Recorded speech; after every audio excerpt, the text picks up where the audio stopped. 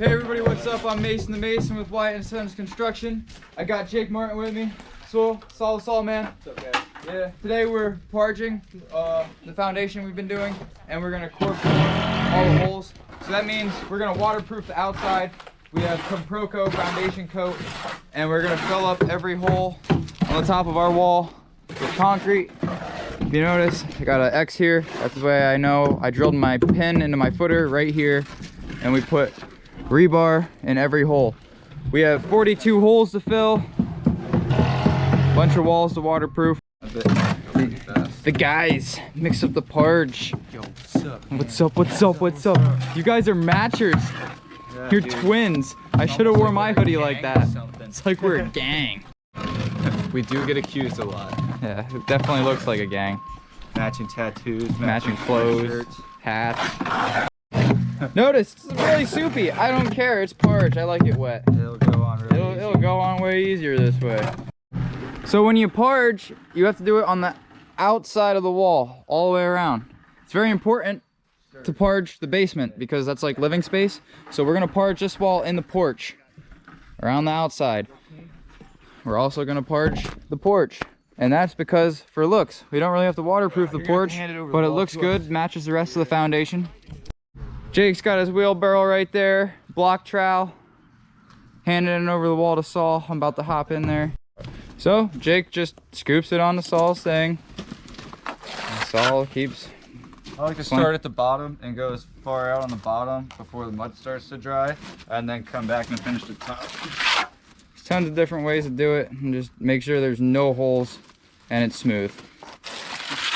A good tip: make sure you brush all your block work. Don't leave any boogers on it because it makes it really hard to parge. So that's why we strike and brush the outside before we parge. It just makes it way easier to parge, less messy.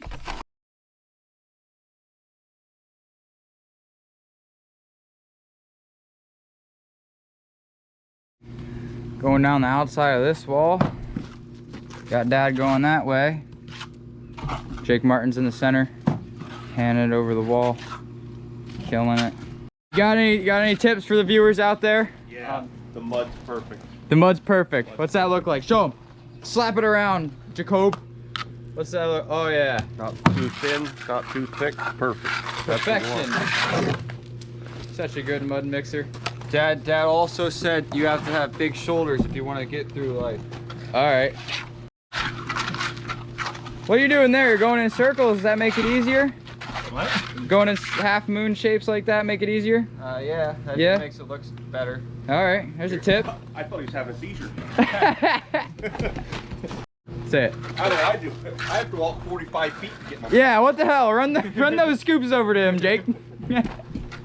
Nice and smooth, no holes. That's what it's about. Good job, Sayer. It's all the mud. Good job, mud man. So this is the outside of the basement wall. We do not have to do this side of the porch wall, but for looks, we're gonna do this side over here. And usually you only have to go top 3 courses. We're going all the way down because we're the best. We go all the way, we go all out. Right, Dad? All the way up. All the way up. If we ain't going 300%, we're not doing it. That's why we even struck this. We struck it, brushed it, and parged it. 300%. Lane's gonna tar it as well. All right. Super waterproof.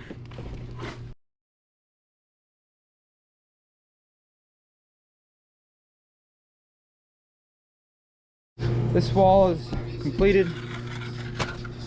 About halfway done with the parge. Saul's coming around the front now. Parge bag number 3 in this porch wall now.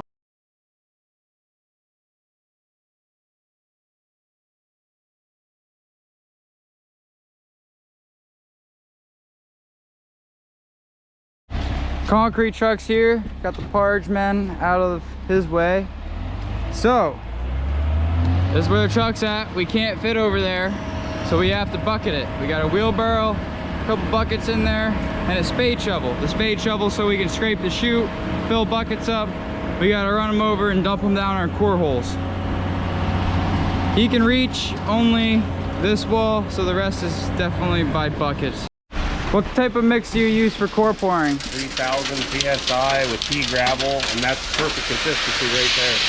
What do you think that's at? Like a 6.5? He says 7. 7? That's what he says. Okay. We'll take his word for it because he drives the truck. Yeah. So that's what you need to know about the core pour mix. You need to have it a little wet so it flows down in the block. Thank you. Fill up a bucket or two with water, bud, right? All right. We're not going to use buckets. Dad's big braining it and scooping it right down the holes there. So I'll have to get a couple. The middleman. Yeah, gonna have to get a couple more I'm all about shovels. skipping the middleman. While Dad's doing that with the shovel with Saul, me and Ron are gonna core pour these walls over here. Ron asked us to do that. That way nobody's standing around, we're all working.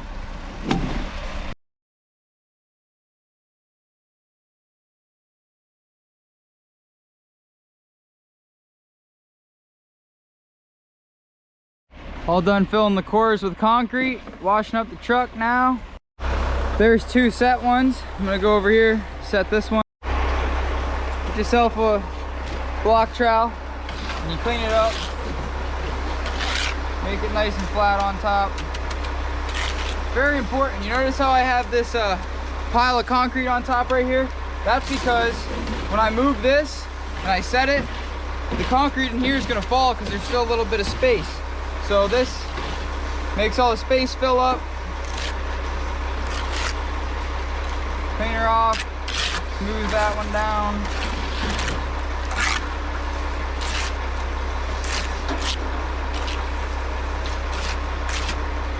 Mag it off with a trowel.